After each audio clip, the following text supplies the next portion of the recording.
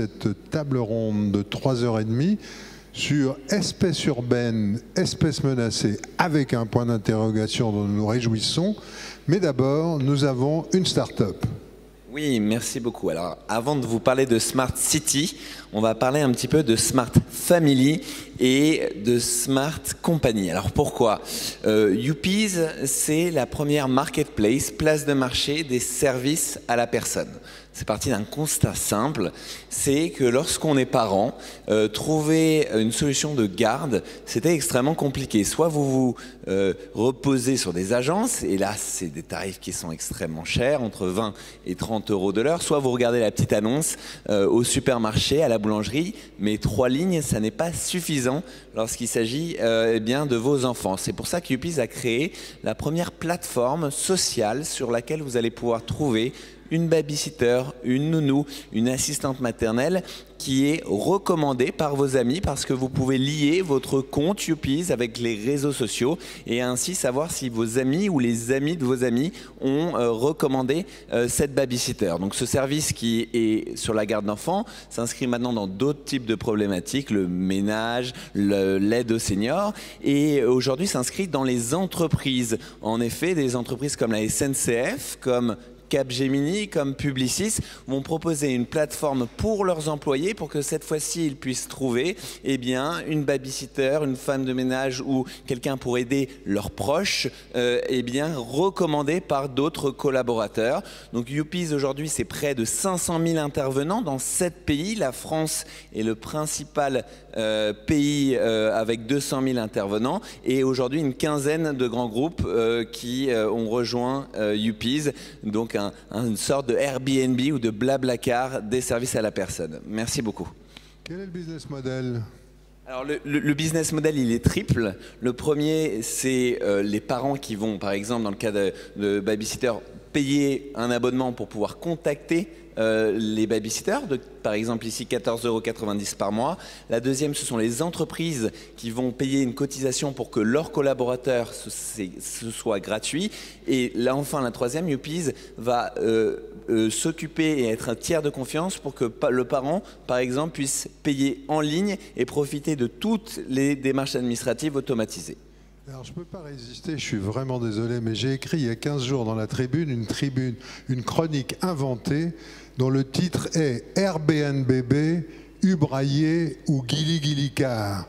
Mais l'inversion du business model consistait à dire que c'était les gens les plus intéressés à payer, c'est les gens qui prenaient comme thème moins d'emmerdement, autant de plaisir, emprunter des enfants sans avoir à en faire, et qui donc payaient pour avoir des enfants, s'en occuper, avoir un peu de tendresse pendant 2 heures ou 4 heures ou 2 jours, et après étaient tranquilles.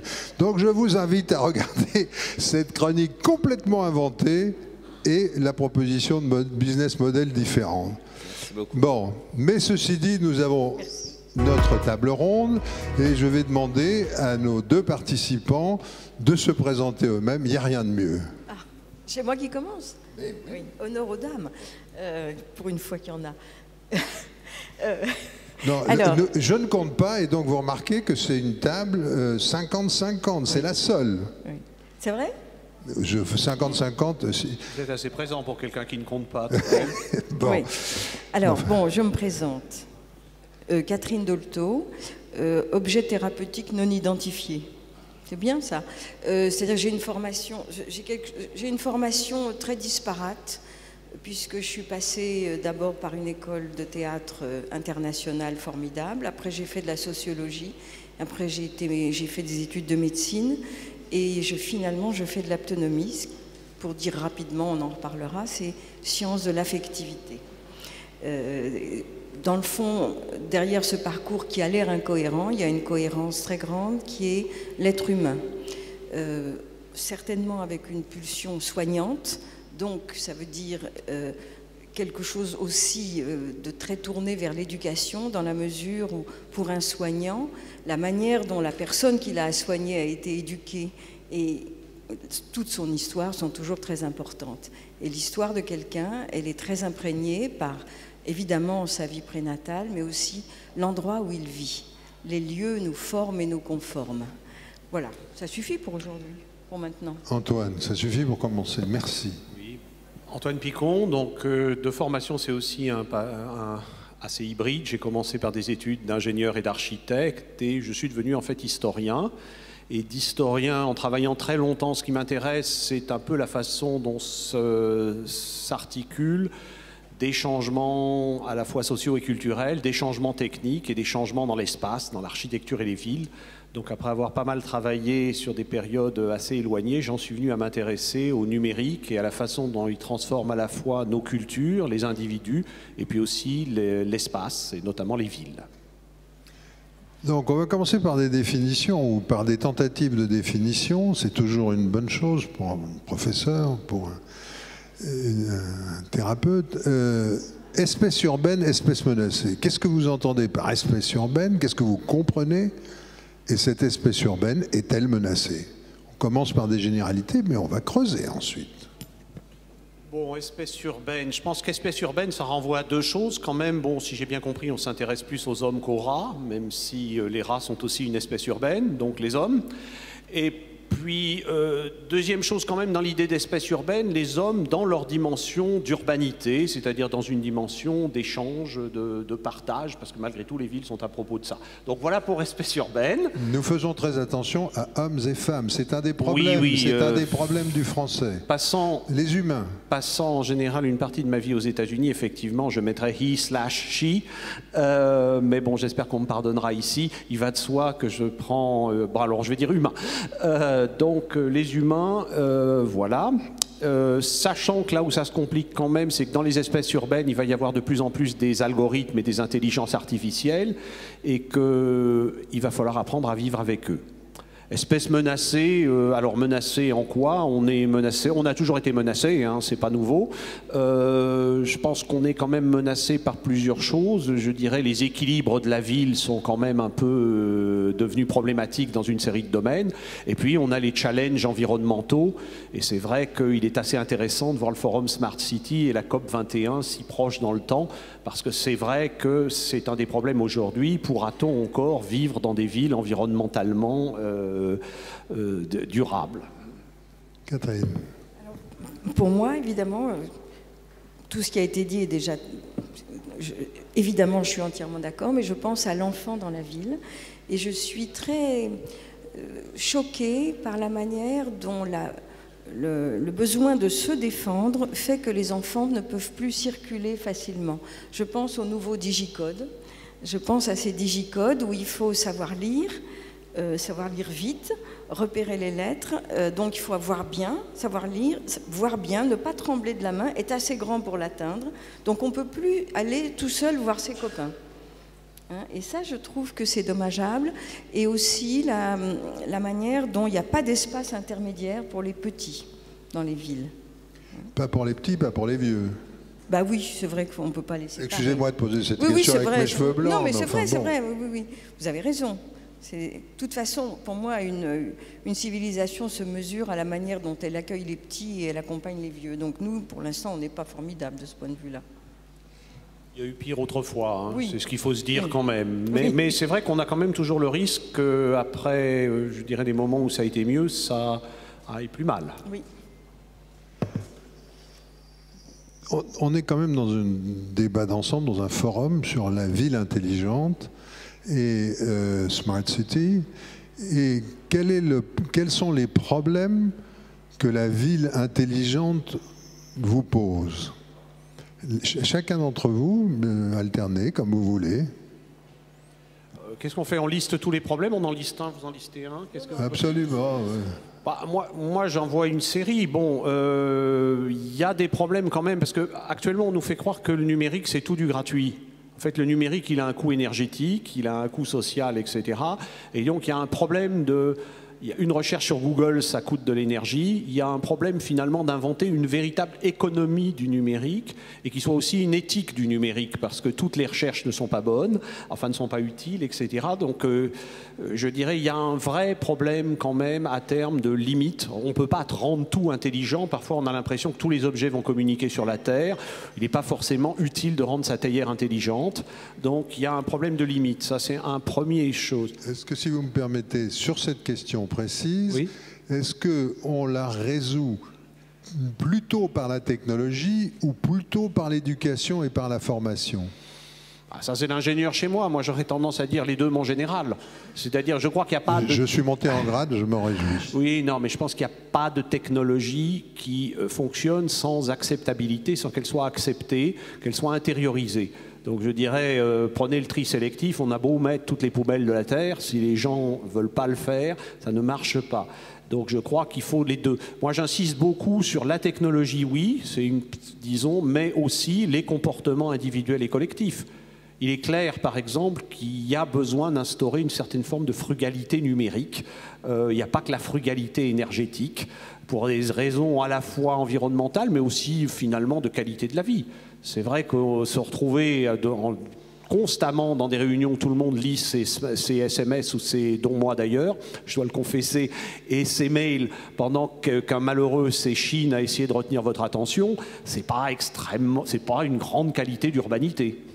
Ça, c'est une question d'urbanité dont nous avons d'ailleurs débattu ce matin. Et c'est plus une question d'urbanité qu'une question de frugalité. Je pense que c'est deux choses différentes. L'exemple que vous donnez, en tout cas... La frugalité consiste à savoir quand même s'arrêter et parfois ne pas prendre de dessert. Ce que d'ailleurs, j'en ai pris à midi, mais là aussi, je ne suis pas un bon exemple. Mais la frugalité consiste aussi à savoir introduire des limites, pour moi. Je la définirais comme ça. Catherine. Oui, je suis très contente que vous ayez parlé du coût en énergie des petits messages Internet où on se dit 3 fois rien et puis ça fait une pelletée de charbon. Quand même, il faut le savoir, parce que les clouds, c'est des gros data centers qui coûtent très cher en énergie. Donc je crois que ce qu'il y a derrière, c'est la question de l'éducation, du discernement. Parce que dans le fond, cette frugalité, elle ne peut prendre place que s'il y a du discernement. Et toutes ces technologies, elles ont ce vice de nous proposer beaucoup de choses. Or, nous sommes dans une société qui ne prend pas assez compte du fait qu'un humain ne peut se développer comme un humain que s'il est éduqué. Nous sommes une espèce très vulnérable parce que très malléable, puisqu'on est le seul mammifère qui met... on est le plus dépendant des mammifères. Tous les autres se mettent debout en 1 heure, ils broutent, ils têtent. Nous, il nous faut 2-3 ans pour être à peu près autonome.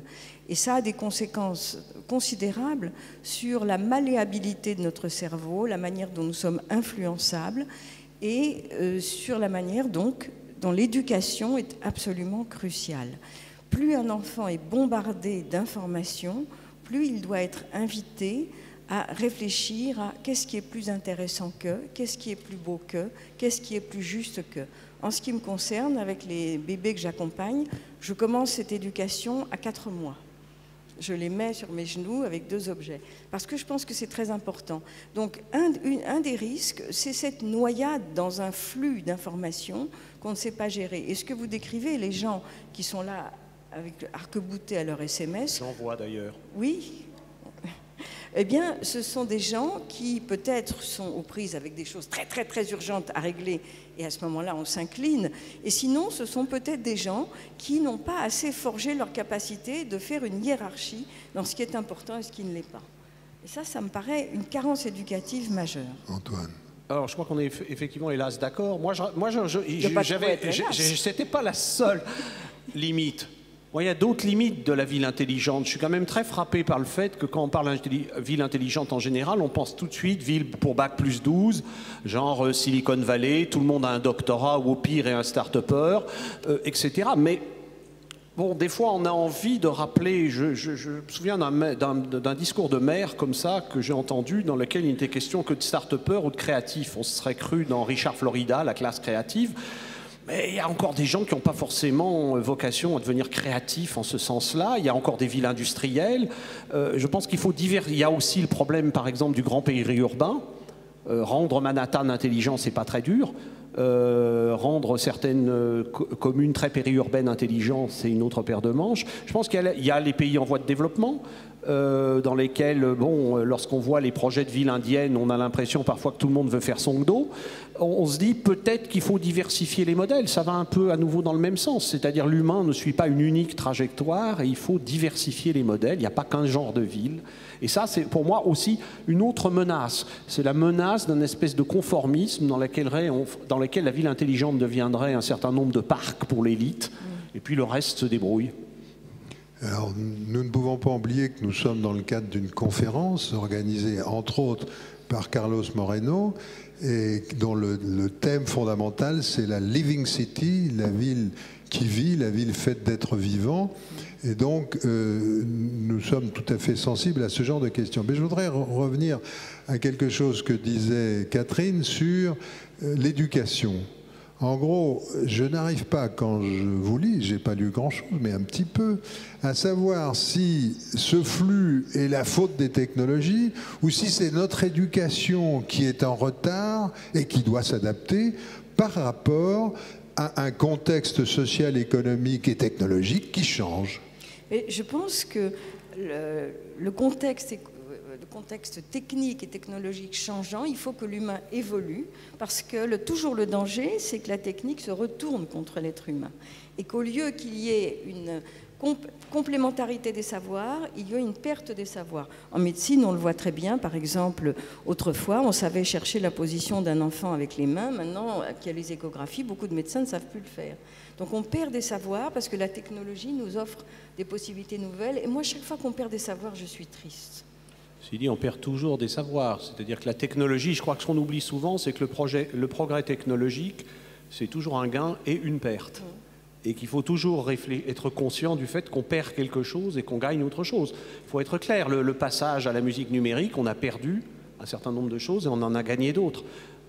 Moi, ce qui me semble aussi, pour rebondir là-dessus, ce qui pose problème, pour donner un exemple, je passe environ, comme beaucoup de professeurs, à peu près 2 heures par jour en moyenne à régler mes problèmes de email.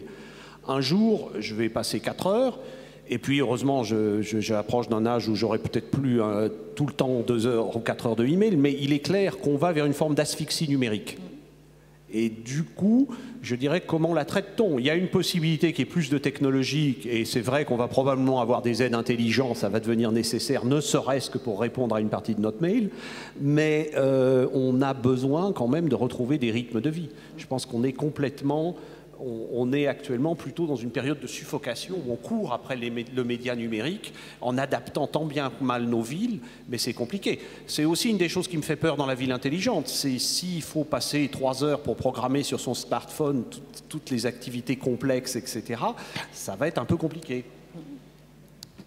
Et ça pose des problèmes aussi générationnels. Enfin, on en a parlé très rapidement, mais la ville intelligente pour les gens qui sont quand même plutôt sur une phase de déclin de leur faculté intellectuelle, ça va quand même poser des questions. Alors moi, j'aime bien discuter sur la base d'éléments concrets. Je vais vous en donner 3. Le premier, il y a une enquête qui a montré que les taxis londoniens, les chauffeurs de taxis londoniens, avaient une bosse quelque part dans le cerveau qui correspondait à l'endroit où se situe la localisation géographique, c'est-à-dire qu'ils avaient hyper développé leur cerveau capable de repérer les itinéraires. Et que maintenant on a du GPS et que c'est en train de disparaître, et c'est la notion d'acquis, de perte des capacités humaines. La seconde, c'est qu'il y a un nouvel outil, je ne sais pas qui l'utilise ici, le Inbox de Google, qui nous permet, qui nous traite, qui nous élimine, en ce qui me concerne, 80% de mes emails. Donc je ne passe plus de 2 heures sur mes emails, je passe un peu moins. Et il y en a qui sont classés dans des choses que j'ai peu vérifier très vite. En gros, la réponse des ingénieurs que je n'arrête pas d'interviewer, c'est la technologie, les algorithmes peuvent nous aider à régler des problèmes. Et le troisième, qui est une question reliée à la différence entre les villes, c'est qu'à Hyderabad, où je suis allé, j'ai assisté à un hackathon qui n'était pas fait de geeks. Ils voulaient dresser une carte des routes d'autobus dans la ville d'Hyderabad. Or, on ne peut pas se servir des téléphones intelligents parce qu'il n'y a pas assez de gens dans la population qui ont des téléphones intelligents et aucune autorité de la ville d'Hyderabad n'avait une idée. Qu'est-ce qu'ils ont fait? Demander aux étudiants de repérer les routes de bus et ils se sont concentrés sur les points où on pouvait passer d'un bus à un autre, c'est-à-dire on pouvait changer, point essentiel. Et ensuite, ils avaient des cartes. Qu'est-ce qu'ils faisaient des cartes? Puisqu'on ne peut pas se servir d'un téléphone intelligent. Ils les ont imprimés et ils ont été les donner aux vendeurs de cigarettes de tous les croisements, parce qu'il y en a partout, des cigarettes à l'individu ou au paquet, quelque chose comme ça. Ils leur ont dit, on te donne la carte imprimée et tu la vends pour 1 roupie. Et donc ils ont réglé, en utilisant une approche technologique qui est le hackathon, en l'adaptant à une réalité dans laquelle il n'y a pas assez de technologie. Alors qu'est-ce que vous pensez de cette triple approche? Les taxis londoniens qui ont une bosse de la géolocalisation, le Google Inbox qui permet de régler un certain nombre de problèmes, et Hyderabad qui invente un hackathon d'un style différent. Alors sur la première, moi je pense que les bots se déplacent. Autant que je me souvienne, par exemple, les représentations du pouce sont en expansion constante dans la civilisation de la console numérique et du texting. Donc c'est vrai que la carte du pouce a considérablement augmenté. On finira probablement avec un cerveau et un pouce. Donc effectivement, les boss se déplacent. Sur la deuxième chose, il se trouve que Orange fait ça aussi, du filtrage si on veut, et Harvard a fait un essai de paramétrage. Sauf que ça me prenait tellement de temps d'aller dans la poubelle pour quand même vérifier, parce qu'il y avait encore, je dirais, 1/10 des messages qu'il était relativement important de repêcher dans la poubelle. Donc je me suis rendu compte finalement ça allait plus vite. Alors ça va un peu dans un sens à Hyderabad, de supprimer totalement le filtrage et de le faire moi-même, ça va quand même plus vite. Donc ça c'est ma réponse aux deux. Je dis pas, justement, je pense que dans probablement 10 ans, il y aura des filtrages intelligents, réellement intelligents, j'aurais pu à faire ça. Sur le 3, j'en ai encore une meilleure d'histoire. Aussi en Inde, c'est Catherine Boo, la fille qui a écrit Behind the Beautiful Forever, qui m'a raconté que maintenant à Darwaldi, enfin le bidonville dont elle parle, tous les gamins ont des smartphones. Et en fait, le smartphone est en train de pousser très vite en Inde. C'est le plus grand marché de smartphones émergent. Et en fait, ils ont tous des smartphones et ils se les financent en les louant aux adultes pour qu'ils regardent du porno sur leur smartphone. Ce qui, bon, est effectivement discutable comme finalité, mais c'est à la fois très intelligent.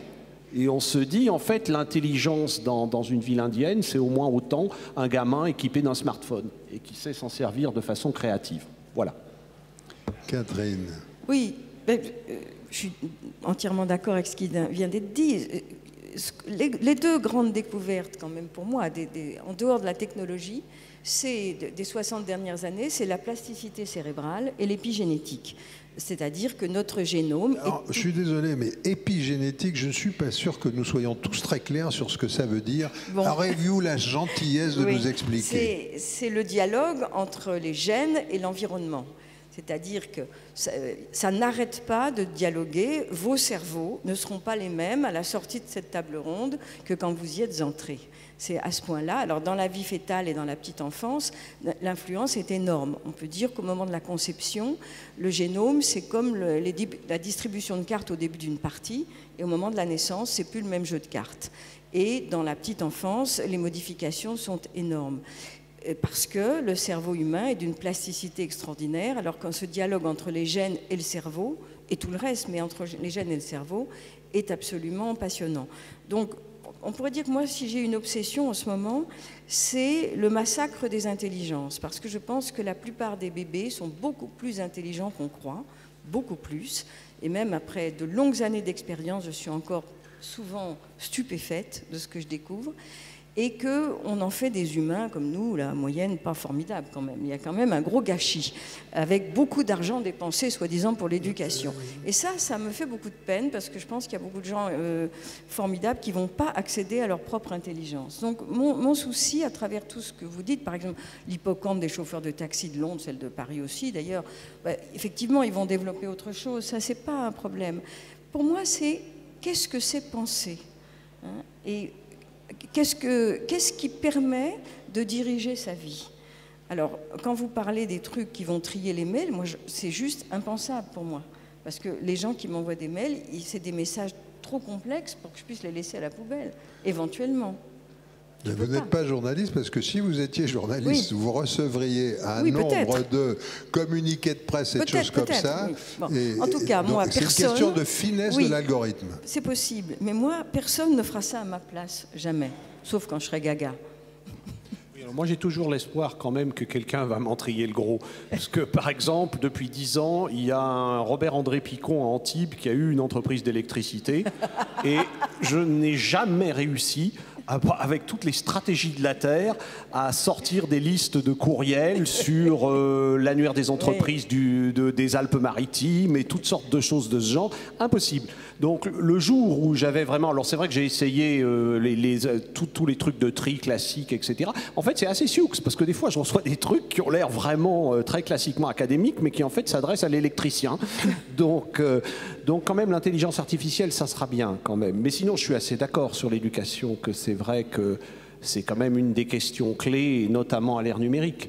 Moi, je dirais souvent, d'ailleurs, ce qui me semble, c'est qu'on pose mal le problème des MOOCs, etc. Parce que la vraie question, c'est pas les MOOCs, c'est qu'est-ce qu'on continue à faire dans l'espace physique, dans une interaction entre maître et élève.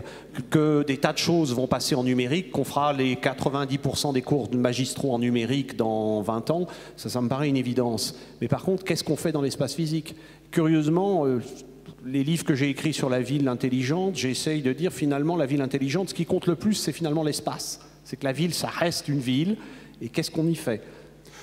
Avant de revenir à la ville, qui est le sujet général, je voudrais quand même poser une question à Catherine sur ce sujet qui me fascine, et j'imagine fascine un certain nombre d'entre nous, le multitasking, le multitâche. Alors premièrement, très humblement, en tant qu'homme, je sais que les femmes savent faire plusieurs choses à la fois et nous pas. Ceci dit, il y a aussi l'éventualité que les jeunes arrivent à fonctionner sur une base multitâche, ce qui est d'ailleurs très discuté par un certain nombre d'études scientifiques avec des tests et avec des preuves. Quelle est votre approche sur le multitasking qui est tout à fait encouragé par les technologies de l'information et qui peut peut-être indiquer une plasticité de l'esprit? J'aimerais votre opinion. Je pense que de toute façon, le fonctionnement cérébral, il est multitâche de fait.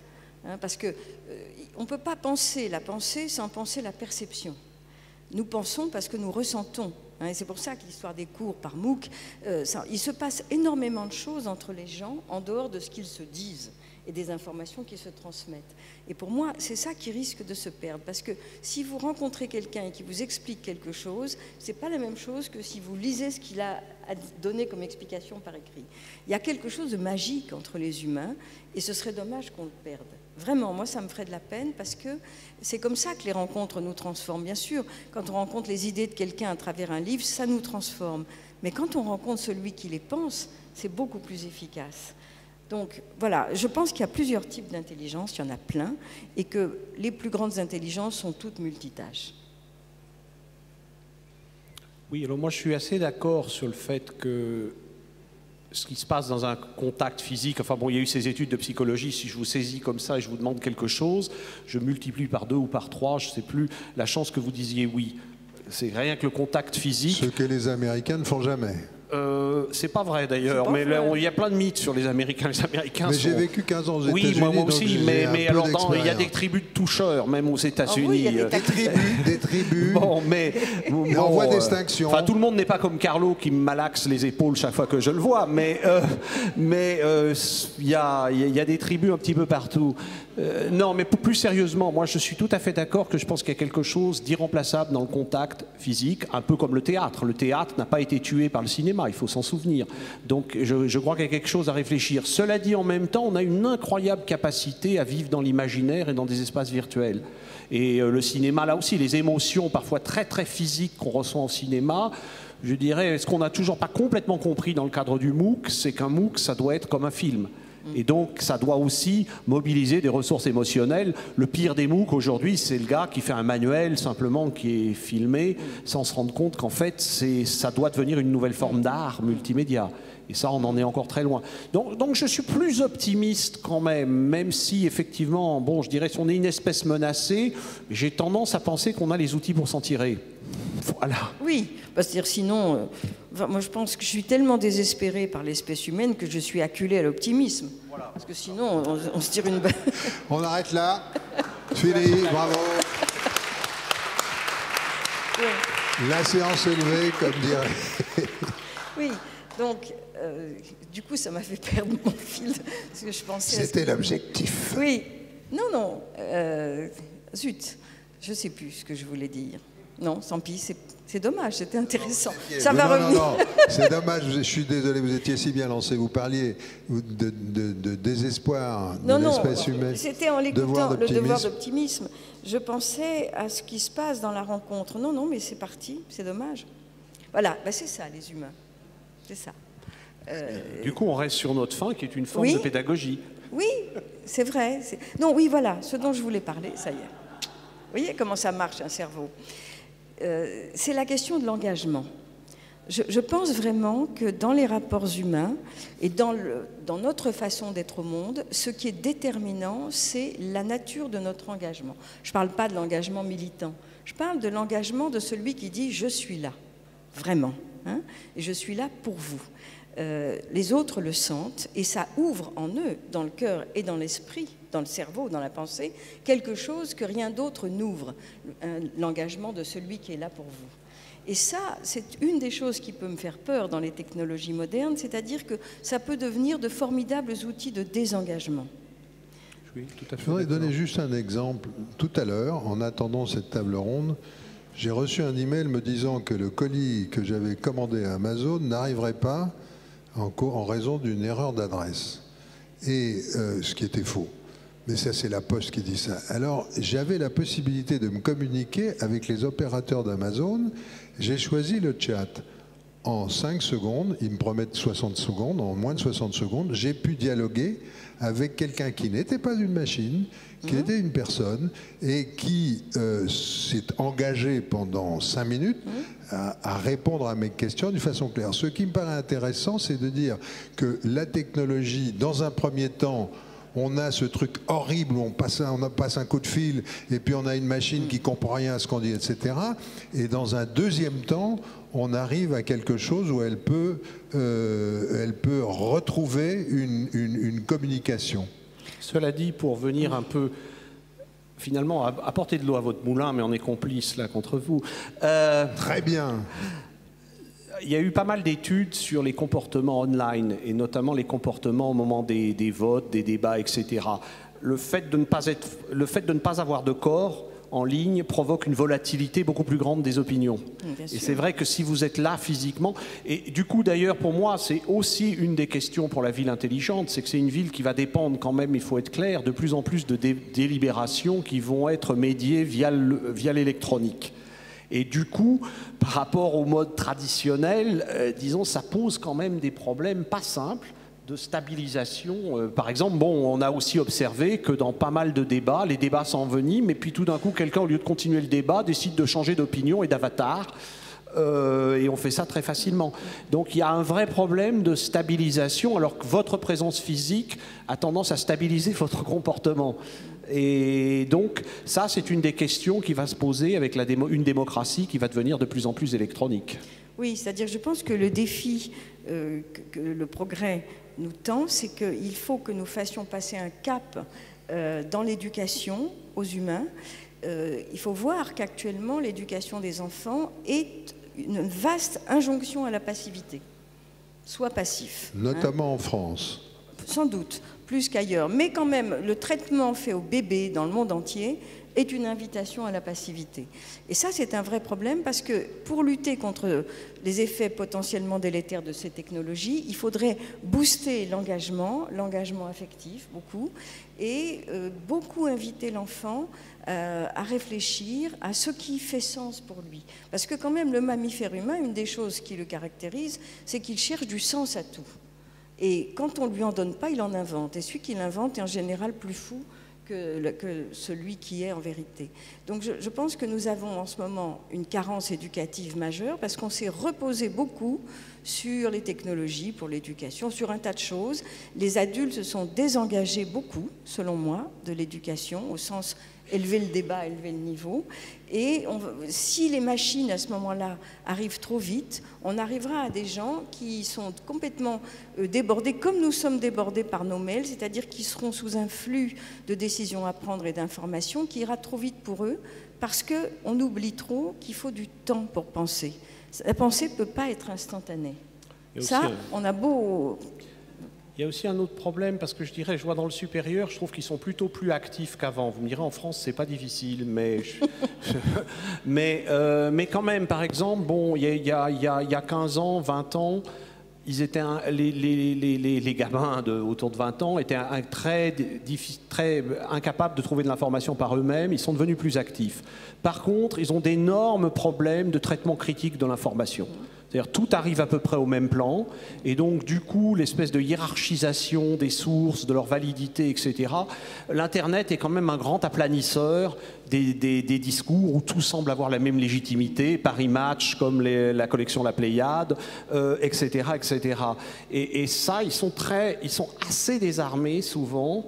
Et il faut dire, on l'est aussi, c'est-à-dire qu'il est quand même très très frappant que sur l'Internet, si vous répétez une erreur suffisamment longtemps, on fait une fausseté suffisamment longtemps, elle commence à ressembler vraiment terriblement à une vérité. Et donc on est tous, à un moment ou un autre, piégés par ça. Je dirais qu'on n'a pas développé encore complètement les outils critiques pour faire face à cette espèce d'afflux incroyable d'informations. On est capable d'en faire des choses, mais je dirais le sens critique, ça c'est à reconstituer. On retrouve un problème. C'est l'éducation.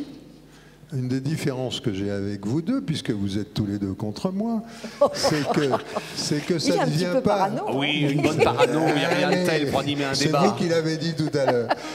Et c'est que, est-ce que ça vient de la technologie ou est-ce que ça vient de l'évolution de nos sociétés? Par exemple, sur le discours mensonger, j'ai tendance à penser, je ne suis pas le seul, que les politiques aujourd'hui disent n'importe quoi, c'est pas la faute de l'Internet. J'ai tendance à penser que les responsables d'entreprises chargés de la communication disent trop souvent, pas toujours, n'importe quoi, c'est pas nécessairement de la faute de la technologie.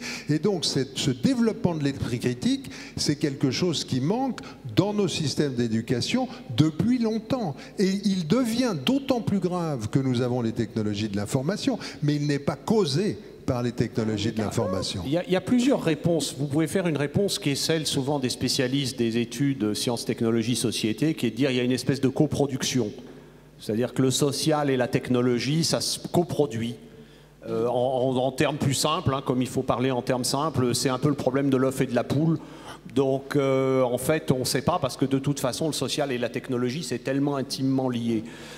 Moi, c'est vrai qu'à la base, pour être complètement franc, honnête, ça c'est la réponse officielle que je donne d'habitude, pour être complètement honnête, je suis un peu de votre avis, c'est-à-dire que moi, ne serait-ce que parce que historiquement, par exemple, c'est la société de l'information qui a rendu nécessaire l'ordinateur, et c'est pas l'ordinateur qui a créé la société de l'information. Donc, j'aurais tendance à penser que la technologie est quand même souvent aussi un symptôme d'évolution culturelle et sociale. Voilà. Je voudrais revenir à la notion d'espace qui est clé par rapport au sujet de notre forum, et la notion d'espace social des jeunes. Dana Boyd, qui est une chercheuse de Microsoft et qui a écrit beaucoup sur les jeunes, dont un livre, le dernier livre au titre fascinant, It's Complicated, c'est compliqué, que nous entendons souvent. Comme sur Facebook autrefois. Voilà. Et alors, ce qu'elle dit, d'une part, c'est que les jeunes apprennent assez vite à se défendre. Par exemple, on est souvent préoccupé en tant que parents par ce qu'on appelle en anglais les stalkers, les gens qui vous poursuivent sur le web, et en fait les jeunes arrivent assez facilement à ne pas tomber dans ce genre de panneau. Et elle disait avant, donc ça j'aimerais votre opinion là-dessus, et elle disait dans un travail antérieur très intéressant, c'est que les réseaux sociaux remplacent le fait qu'il n'y a pas d'espace public aux États-Unis pour les jeunes, sauf les malls, c'est-à-dire les centres commerciaux. Et là, c'est intéressant de changer de société avec ce qui se passe en Espagne. Manuel Castells, qui est le grand théoricien des sociétés en réseau, qui est catalan de naissance, a mené un travail dans plusieurs pays. Et il est arrivé à la conclusion que, alors qu'en Espagne, on a des espaces de rencontres, la place, les Ramblas à Barcelone, etc., le réseau social est quelque chose qui accompagne l'adolescent quand il est sur la place publique, quand il rentre chez lui, quand il est dans son moyen de transport. Donc on a des adaptations. Comment est-ce que vous voyez cette notion de l'espace public et de l'impact des réseaux sociaux, notamment chez les jeunes? Catherine, oui, pas Catherine. Mais je ne sais pas si je sais répondre à ça. Je crois que... Je ne suis même pas sûre d'avoir compris la question. Parce que ce qui est sûr, c'est qu'il faut se rencontrer en vrai. C'est-à-dire que la rencontre virtuelle ne suffit pas. Et que donc, effectivement, il faut créer non seulement des espaces, mais des temps où les jeunes peuvent se rencontrer et où les gens de tous âges peuvent se rencontrer autour de quelque chose de commun qui les rassemble et qui ne serait pas forcément la consommation ou le sport. Et ça n'existe pas. Hein, des lieux, par exemple, pour réfléchir ensemble, dans la rencontre, il y en a très peu, trop peu. Hein. Alors du coup, effectivement, non. Oui, moi je sais. Enfin, oui, non, mais ça, je peux pas dire qu'il faille pas créer des lieux où on peut réfléchir ensemble. Hein, c'est pas.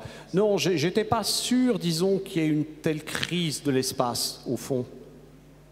Pour être franc, je suis quand même frappé parce qu'on dit les shopping malls, etc. Mais c'est vrai qu'on continue à faire beaucoup de choses dans l'espace physique, même aux États-Unis. Et je dirais, bon, là, il me semble que le numérique, effectivement, là où je vous rejoindrai assez, je pense que, enfin, où je rejoindrai Castells là-dessus, je pense que le numérique ne tue pas l'espace aujourd'hui. Il vient s'hybrider avec lui, il vient parfois l'infléchir, mais il ne fait pas disparaître la spatialité. Et donc, ce qui est aussi ce que vous dites, on finit aussi toujours...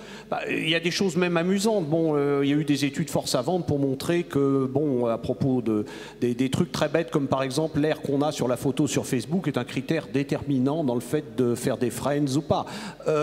Donc, en fait, malgré tout, on garde encore des points de repère extrêmement physiques, extrêmement classiques. Nous allons faire un tout petit test. Nous allons demander à l'Assemblée qui a rencontré quelqu'un physiquement après l'avoir rencontré online.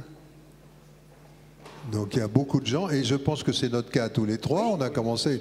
Donc en gros, l'élément online ne tue pas nécessairement la rencontre, il peut la faciliter, étant entendu, et là nous sommes complètement d'accord, qu'il faut les deux. Mais il n'y en a pas un qui est contre l'autre. Il faut aussi dire une chose, c'est qu'en général on befriend online des gens qu'on aurait probablement des possibilités de rencontrer par ailleurs parce qu'ils ont les mêmes centres d'intérêt, ils appartiennent aux mêmes couches socio-professionnelles, etc. On sait bien que sur Facebook, Facebook n'est pas une grande, ne fait pas exploser les barrières sociales. En fait, il les reconduit. Alors, il nous reste 2 minutes. On va demander s'il y a une question de la salle, peut-être 2, et on va essayer. Vous allez essayer d'y répondre. Le micro est là. Mademoiselle a un micro. Il y a une demande là. Et 2 questions qui vont être posées en même temps, et ensuite vous répondrez, et ça sera à la fin. Et après, si vous avez une autre question, vous levez la main.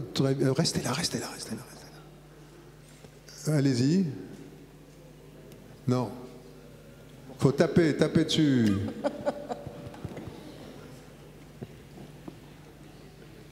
Oui, hein, c'est formidable. Bon, la technologie, on ne peut pas compter sur la technologie. Oui. Je me souviens d'une étude qui a été faite il y a plus de 25 ans, je crois que c'est au MIT ou à Harvard, où on a soumis les étudiants qui utilisaient des calculettes et des programmes d'informatique avec des réponses qui étaient fausses. Et il n'y a que 20% des étudiants qui ont eu la capacité de raisonner, de vérifier que les résultats donnés par l'affichage numérique étaient faux. Je parle il y a 25 ans. Alors, je ne sais pas si vous voyez l'impact que ça peut donner aujourd'hui. On va d'abord poser une autre question, ensuite on répondra. Une autre question, quelqu'un d'autre? Réveillez-vous, vous avez le droit à une pause, pas après. Bon, qu'est-ce que vous voulez? C'est vrai. Bon, je dirais quiconque a des enfants au lycée se rend compte, par exemple, les ordres de grandeur. Quand on a, par exemple, les gamins ont des résultats avec 7 décimales, et se pose pas 5 minutes la question parfois des ordres de grandeur. C'est vrai que ça pose des problèmes en sciences parce que c'est vrai que ça a cassé un certain nombre d'intuitions traditionnelles qu'on avait qui étaient liées au calcul à la main. Chez les ingénieurs, par exemple, c'est un problème qu'on connaît très bien parce que c'est vrai que les modèles numériques ne fonctionnent pas, ont tendance à casser des modèles intuitifs traditionnels. Donc c'est vrai qu'il y a un problème. Cela dit, c'est un peu comme le déplacement des bosses dans le cerveau. On recrée d'autres intuitions progressivement parce que, par exemple, c'est vrai que l'usage des modèles numériques permet de mieux comprendre le comportement parfois de systèmes complexes et d'acquérir des intuitions qu'on n'aurait pas eues si on avait que les outils à la main. Donc là encore, il y a des choses qui sont perdues et des choses qui se déplacent et des choses qui sont gagnées. Catherine. Je n'ai rien à ajouter là-dessus. Bon, on va terminer en vous demandant une dernière. Quelle est votre recommandation à notre public attentif à partir de vos expériences quand on parle de l'humain et de la ville? Catherine. de ne jamais oublier que nous pensons parce que nous sentons, que nos sens sont le fondement de notre intelligence. La façon dont nous traitons nos perceptions, dont nous les filtrons, qui est une manière affective, crée de la pensée. Et pour ça, il faut de la rencontre et du temps. Ça, c'est la première chose, c'est-à-dire de ne pas séparer la cognition du sensuel et de l'affectif. L'autre chose, c'est ne passez pas à côté du trésor que sont les cerveaux des enfants. Ayez souci de les former, et si vous vous dites que ce sont eux qui géreront vos maisons de retraite, peut-être ça vous stimulera. Bon, on va peut-être arrêter là. Je pense que c'est... Non, c'est... Antoine, allez. Non, moi je dirais très simplement, n'oubliez pas aussi que les villes sont des trésors et qu'on est quand même dans une ville magnifique et que quels que soient les événements récents qui nous ont frappés, Paris reste une fête. Et je dirais les villes doivent être des fêtes. Et je dirais la ville intelligente doit rester une ville de sensations, d'émotions, de sentiments. Et voilà, bon, je dirais c'est juste ça. Et nous pouvons utiliser toutes les intelligentes, les humaines, les technologiques, celles des enfants en particulier. Et il ne faut surtout pas tuer les Mozart, qui est la vieille expression, l'école tue les Mozart. Voilà. Ah, il y a quelqu'un qui a une question. Allez, on ne va pas se faire... allez, vite. Bonjour, déjà merci pour cette table ronde très intéressante, notamment l'évocation du point de vue de l'enfant dans une ville, qui n'est pas forcément la référence qu'on prend tous les jours. Mais surtout par rapport aux relations humaines, aujourd'hui, en tant que personne assez jeune, par rapport aux jeux vidéo et les interactions qu'on peut avoir entre les différents humains à travers un outil numérique et les expériences qu'on peut en avoir, et également la réalité virtuelle qui prend de plus en plus de place et qui arrive vraiment à grands pas dans nos vies. Quelles seraient les évolutions du coup et l'impact que ça aurait sur l'humanité et les relations humaines là-dedans, par rapport à ce ressenti qui pourrait être numérisé? Catherine, le mot de la fin. Je pense qu'il ne faut jamais oublier que le mouvement est essentiel. Le mouvement corporel nourrit le mouvement intellectuel. Ce n'est pas du tout pareil de jouer au football sur une console que de jouer avec un vrai ballon au pied. Et ça, il ne faut pas l'oublier parce que certainement les humains vont changer, mais si on fait perdre la richesse nourricière du mouvement, alors on va devenir des cerveaux perchés sur un machin inexistant, et ça va être une grosse perte. Vous connaissez Kinect et vous connaissez Wii? Oui, oui. Bon. Donc, encore une fois et toujours, il y a des biais qui se glissent là où on ne les attend pas et qui nous posent des problèmes intellectuels difficiles, de sensibilité difficiles, mais qui font la richesse des questions que nous nous posons. Nous vous remercions beaucoup pour votre participation et pour votre attention. Bon après-midi.